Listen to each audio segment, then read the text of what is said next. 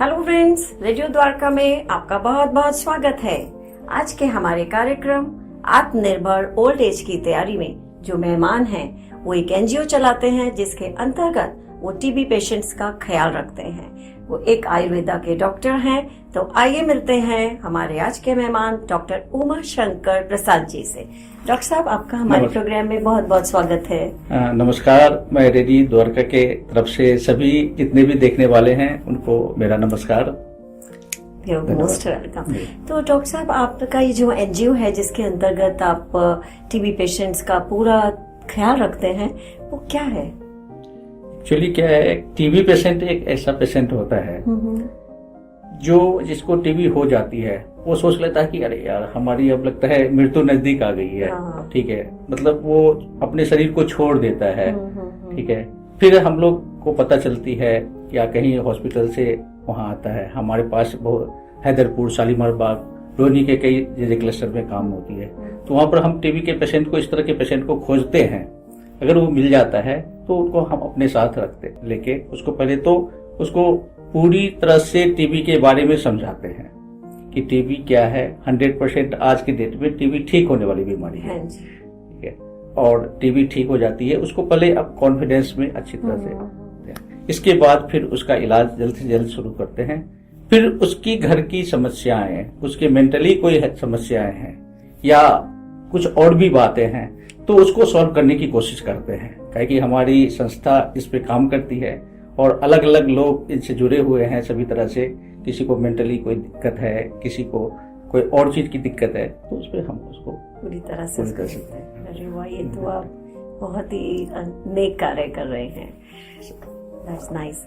तो डॉक्टर साहब, हमारा जो ये प्रोग्राम है आत्मनिर्भर ओल्ड एज की तैयारी, तो आपके ख्याल से स्पेशली एक एज के बाद आत्मनिर्भर होना कितना आवश्यक है और आत्मनिर्भरता है क्या? आज के डेट में ना हर व्यक्ति को आत्मनिर्भर बनना चाहिए। हर व्यक्ति को आत्मनिर्भर होने से ना, एक तो हम क्या कर रहे हैं, क्या करने वाले हैं, हमारा उद्देश्य क्या होने वाला है। हर व्यक्ति के माइंड में कुछ न कुछ उद्देश्य होता है। अगर वो आत्मनिर्भर बन के उस उद्देश्य को पाने की कोशिश करेगा तो मुझे लगता है कि 100% उसको पूरा करेगा, और यही शुरुआत आत्मनिर्भरता।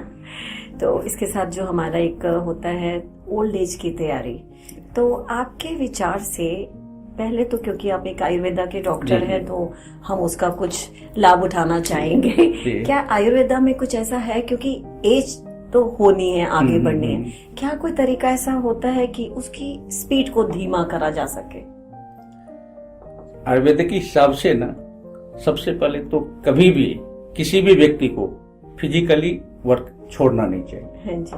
ठीक है, किलोमीटर 2 किलोमीटर कहीं जाना हो तो जरूर पैदल करना चाहिए। सुबह सुबह योगा एक्सरसाइज का आदत डालनी चाहिए, जिसके कारण क्या होता है कि आप उस जो मतलब परमानेंट डिजीज बोलते हैं, जैसे शुगर है, ब्लड प्रेशर है, हार्ट है, किडनी है, लीवर है, ठीक है, इस टाइप की जो डिजीज, मेंटली डिजीज है वो भी, तो इस टाइप की डिजीज से आप ज्यादा से ज्यादा दूर रहेंगे, और दूर होने के कारण आप हेल्दी रहेंगे और ज्यादा से ज्यादा मतलब बुढ़ापा जो है ना विदाउट डिजीज का गुजरेगा और पूरे हेल्दी होंगे।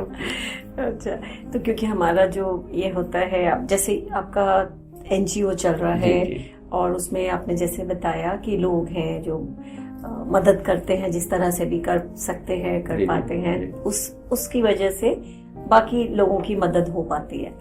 तो डॉक्टर साहब, इस सबके लिए जो एक जरूरी चीज है वो है पैसा। अगर पैसा होगा तभी हम किसी की मदद कर पाएंगे, और पैसा कैसे होगा, उसको टाइम रहते ही टाइमली उसको मैनेज करना। तो फाइनेंसेस के लिए आपका क्या विचार है? हमारे पास बहुत सारे लोग जुड़े हुए हैं जी, और जितने भी हमारे पास टीबी पेशेंट हैं तो उसका एक लिस्ट हर महीने बनती है कि किसको मदद करनी है, और उस लिस्ट को हम उस जो जुड़े हुए व्यक्ति हैं जो फाइनेंशियल मदद कर सकता है, कुछ फैक्ट्री वाले हैं, कुछ बिजनेसमैन हैं, कुछ अलग अलग टाइप के जो भी लोग हैं, गवर्नमेंट जॉब के भी लोग हैं, उनके पास मैं जाता हूँ। सबसे बड़ी बात है कि हमारा जो मदद का प्रक्रिया है ना, वो इतनी साफ है। साफ मतलब है कि आप मदद कर रहे हैं ना, तो आप अपने हाथों से उस मददगार तक पहुंचते हैं। ठीक है, ये नहीं कि आप मुझे दे दिए और मैं कहाँ दे रहा हूँ पता नहीं।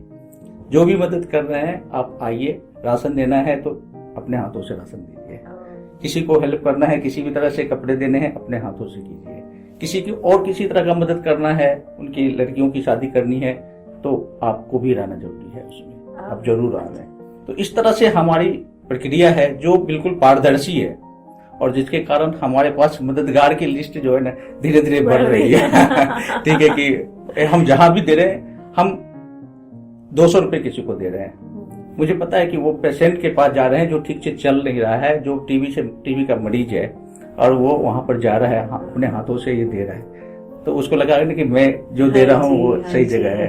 ठीक है।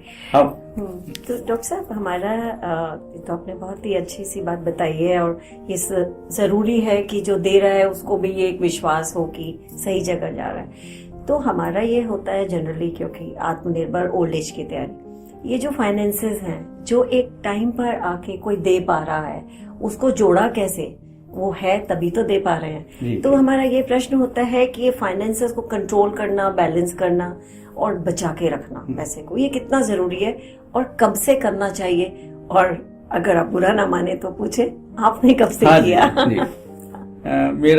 मेरे पिताजी भी कहते थे कि जब कभी आप कमा रहे हो ना तो कम से कम 30% बचाया करो, जो भी कमा रहे हो, चाहे आप 2000 रुपए कमा रहे हो दिन में, तो उसका 30% 600 रुपए आप जरूर बचाया करो, उसको सेव किया करो। और इस ध्येय को हम लेके आगे चला हूँ। ठीक है। और मैं भी किसी गांव से आया था दिल्ली, और फिर यहाँ पर प्रैक्टिस हो गई, लेकिन हमारा ध्येय था कि जो भी कमाएंगे कम से कम 30% बचाना है, और हर व्यक्ति को बचाने का एक जज्बा होनी चाहिए, बचाने का एक नियत होनी चाहिए, बचाने का एक आदत होनी चाहिए। ठीक है, तीनों होनी चाहिए। तो अगर आप बचाते जाएंगे तो आप जब 60 के आसपास आएंगे तो आपके पास जो है ना बैक मनी बहुत ज्यादा हो जाएगी।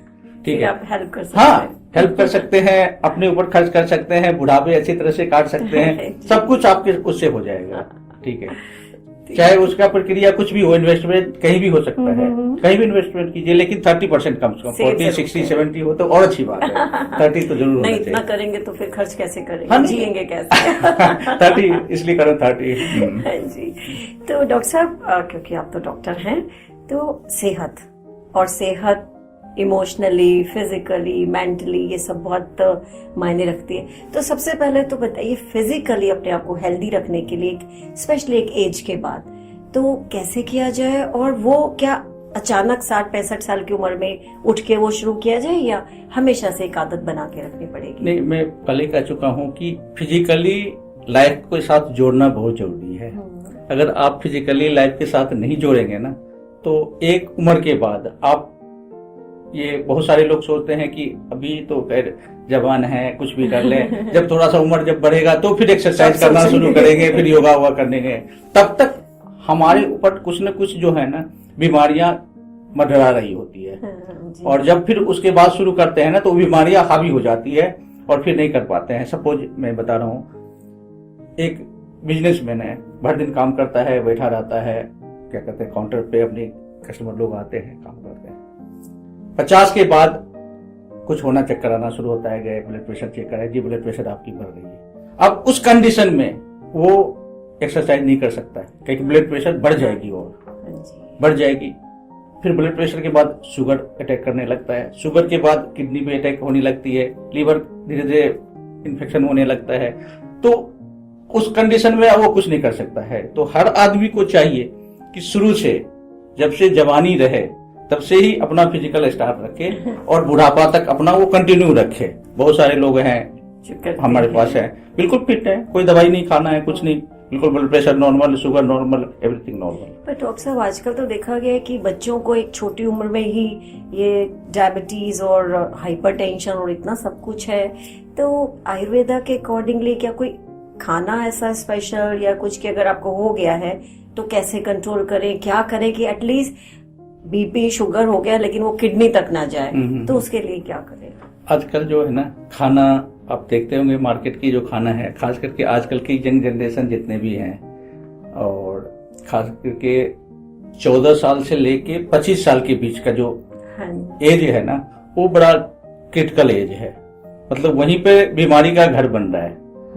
उस एज में पॉकेट में पैसे होते हैं, कॉलेज जाते हैं, जहां भी जाते हैं पॉकेट मनी मिलती है, पॉकेट मनी मिलती है, तो वो बहुत सारे वो खाने पीने का है, फास्ट फूड है, जो कि आप उसको बनाते हुए देख लेंगे तो आप नहीं खा पाएंगे। ऐसी ऐसी केमिकल उसमें डलती है और वो बीमारी का घर बनता जा रहा है और उसका फिजिकल हो नहीं रहा है। दूसरी बात है कि माँ बाप का इतना उस पर प्रेशर होता है, डॉक्टर बनना है, डॉक्टर बनना है, पढ़ो पढ़ो पढ़ो, मोबाइल छोड़ो, ये करो, पढ़ो, ठीक है। इंटरटेनमेंट फिजिकल भी नहीं हो पा रही है उसको, और टोटल दिमाग किसी उसका लग रहा है कि पढ़ना है पढ़ना है पढ़ना है। माँ बाप का प्रेशर, समाज का प्रेशर, रिश्तेदार का प्रेशर, सबका प्रेशर, खान पान उल्टा सीधा। सोचने कि इस बीमारी का उत्पत्ति तो वहीं से होगी। तो इस चीज को माँ बाप को खास करके ध्यान रखना चाहिए कि कोई भी बच्चे ना फोर्स से नहीं पढ़ सकता है। आप कोई भी बच्चे को आप कह देंगे कि पढ़ो और उसको वहां पर बैठ जाएंगे डंडा लेके, कभी नहीं पढ़ सकता है। प्यार से, मोटिवेशन से ही ये सबसे वो पढ़ेगा। डॉक्टर साहब, आजकल की तो ये जरूरत भी तो है पढ़ना। हाँ। और बच्चे आसानी से सुनते भी तो नहीं है। नहीं, उसके लिए आपको ना 7 क्लास के बाद ही उस पर ध्यान रखना पड़ेगा। आप चाहेंगे कि 12वीं क्लास आए और उस पर राशन पानी लेके चढ़ गए कि तुमको किसी जेई निकालना है, नीट क्रैक करनी है, आईआईटी में जाना है, करेगा, मेंटली डिस्टर्ब हो जाएगा। ठीक है, बहुत सारे बच्चे ऐसे मेंटली डिस्टर्ब हुए हैं, ठीक है, और प्रेशर में आ गए हैं। उसके बाद इतना पढ़ने के बाद, एकाएक पढ़ने के बाद बीमार भी हो गए हैं। ठीक है, अभी कुछ दिन पहले एक पेशेंट मेरे पास आया था, वो 4 दिन पहले पेपर थी और वो बीमार बैठा हुआ है। ठीक है, तो पता चला, तो उसने खुद पेशेंट ने बोला कि इतने प्रेशर होते हैं ना मम्मी पापा का, पढ़ते रहते हैं, दिन रात पढ़ते रहते हैं, फिर तो बीमार होना ही है। तो डॉक्टर साहब, ये तो आपने फिजिकली बताया, उसके साथ आपने इमोशंस का भी जिक्र किया है। इमोशनली साउंड रहना बहुत जरूरी है।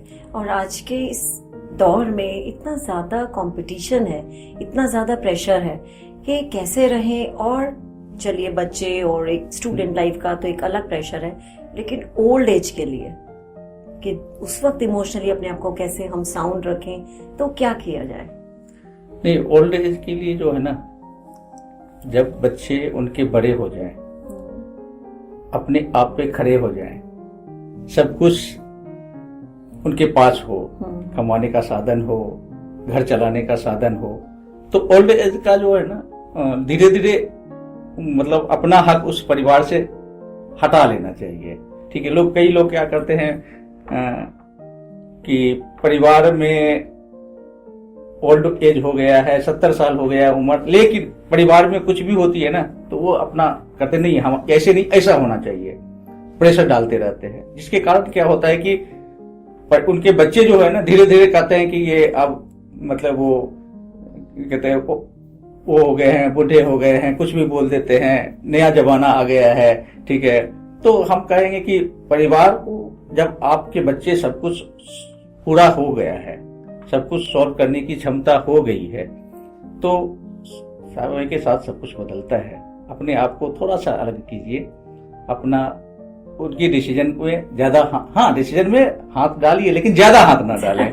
ठीक है, कि वो कहेंगे कि वो मेरा किस डिसीजन गलत कर रहा है। तो इस तरह से अपने आप को इमोशनली वो ज्यादा अच्छे से रख पाएंगे। जी जी, क्योंकि वो इंटरफेयर ही नहीं करेंगे, हाँ, तो इमोशनली हाँ, परेशान नहीं। हाँ, नहीं परेशान हुए। बहुत सारे बच्चे किसी माँ बाप जो है ना इंटरफेयर करते रहते हैं, अरे ये तुमने गलत किया, हम लोग के जमाने में ऐसा थोड़ी होता था, इस तरह से करते थे सब। तो फिर भी डॉक्टर साहब, आपके पास ऐसा जरूर आते होंगे लोग, क्योंकि आयुर्वेदा में भी आजकल लोग काफी बिलीव रखते हैं कि जब इमोशनली टर्बुलेंस आती है, ठीक है ऐसा ना करें, लेकिन माँ बाप हैं, वो भी कैसे देख लें अगर कुछ गलत होगा तो जो परेशानी होती है, और एक एज के बाद आके वो थोड़ी ज्यादा बढ़ जाती है। क्योंकि ये कहना बड़ा आसान होता है कि उम्मीद ना रखो, लेकिन ऐसा हो नहीं पाता है। और फिर वही जो आपके दिमाग में चल रहा है, उसको कैसे कंट्रोल करें? कि इस एज के बाद ना एक ध्यान की प्रक्रिया बहुत अच्छी है। आप बहुत सारे ध्यान हैं, आप YouTube में देख लें किस तरह से ध्यान करनी है। ध्यान करें तो उससे बड़ी मन शांत होती है।